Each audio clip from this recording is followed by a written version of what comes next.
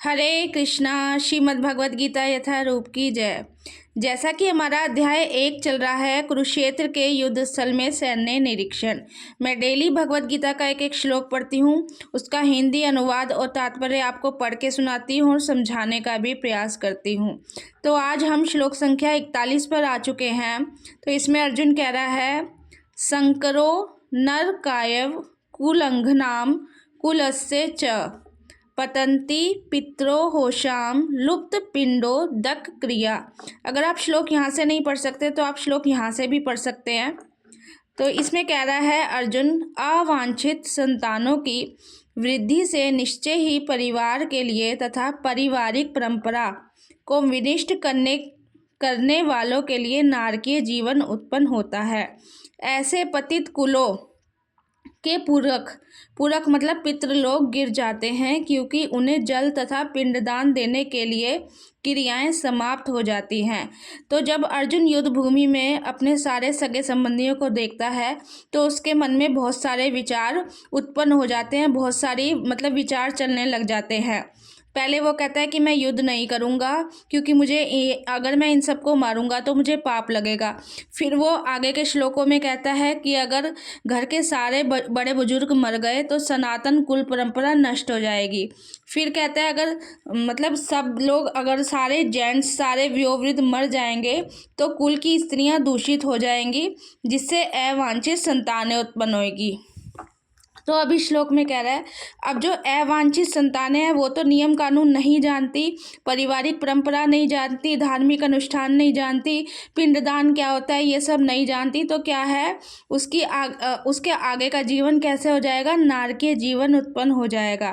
तो और ऐसा कह रहा है, ऐसे पतित कुलों में जो पितर हैं वो भी गिर जाएंगे, क्योंकि उन्हें समय समय पर जल तथा पिंडदान नहीं मिलेगा, ये सब क्रियाएं समाप्त हो जाएंगी। तो इसलिए भी वो युद्ध करने से मना कर देता है कि अगर घर के सारे बड़े बुजुर्ग मर गए जो हमें ये सब पारिवारिक परंपराएं बताते हैं, पिंडदान करवाते हैं, तो ये सब क्रियाएं समाप्त हो जाएंगी। तो इसके तात्पर्य में बता रहे हैं, सकाम कर्म के विधि विधानों के अनुसार कुल के पितरों को समय समय पर जल तथा पिंडदान दिया जाना चाहिए। यह दान विष्णु पूजा द्वारा किया जाता है। तो आप सब पिंडदान तो जानते ही हैं क्या होता है, क्योंकि विष्णु को अर्पित भोजन के उच्छिष्ट भाग यानी कि प्रसाद के खाने से सारे पाप कर्मों से उद्धार हो जाता है। जो हमारे पितरों का, जब हम पितरों के लिए पूजा रखवाते हैं तो जो पितरों ने जो पाप किए होते हैं उनसे उनका उद्धार हो जाता है।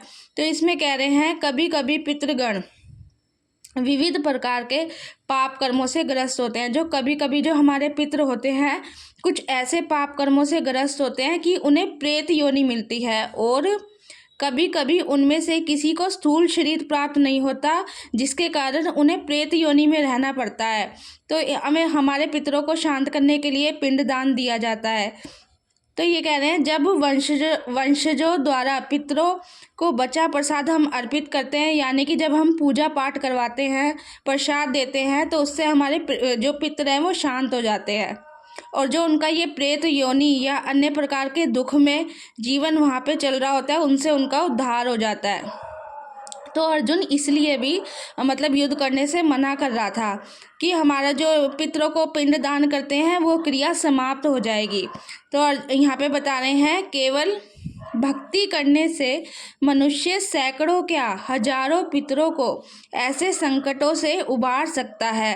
तो ये लाइन बहुत इंपॉर्टेंट है, केवल भक्ति करने से मनुष्य सैकड़ों क्या हजारों पितरों को ऐसे संकटों से उबार सकता है। तो ये कह रहे हैं, भागवतम में कहा गया है, ये श्लोक है, इसका हिंदी अनुवाद पढ़ के बताती हूँ। जो पुरुष अन्य समस्त कर्तव्यों का त्याग कर मुक्ति के दाता मुकुंद के चरण कमलों की शरण ग्रहण करता है और इस पथ पर गंभीरता पूर्वक चलता है, वह देवताओं, मुनियों, सामान्य जीवों, स्वजनों, मनुष्य या पितरों के प्रति अपने कर्तव्य या ऋण से मुक्त हो जाता है। श्री भगवान की सेवा करने से ऐसे दायित्व अपने आप पूरे हो जाते हैं। तो ये श्लोक बहुत बहुत इम्पोर्टेंट है। ये भी बहुत इम्पोर्टेंट है भागवतम का श्लोक, जो मैंने आपको पूरा रीड करके बताया, आपको समझाने का भी प्रयास किया। तो अर्जुन युद्ध करने के लिए मना कर रहा है। वो अलग अलग प्रकार के जो विचार चल रहे हैं वो उनके बारे में बता रहा है कि ऐसे करने से ऐसा हो जाएगा। तो अब इसमें कह रहा है कि अगर अवांछित संतानें होंगी तो वो नियम कानून नहीं जान पाएंगी और वो पिंडदान नहीं करेगी, जिससे हमारे जो पितृ हैं वो दुख भोगेंगे। तो यहाँ पे ये मेन लाइन बता रहे हैं कि अगर हम भगवान के चरण कमलों की शरण ग्रहण करते हैं और इस पथ पर गंभीरता पूर्वक चलते हैं तो जो हमारे पितृ हैं अपने आप शांत हो जाएंगे जब हम श्री भगवान की सेवा में लगे रहेंगे। तो आज का हमारा ये श्लोक पूरा हुआ। मैंने आपको समझाने का प्रयास किया। हरे कृष्णा।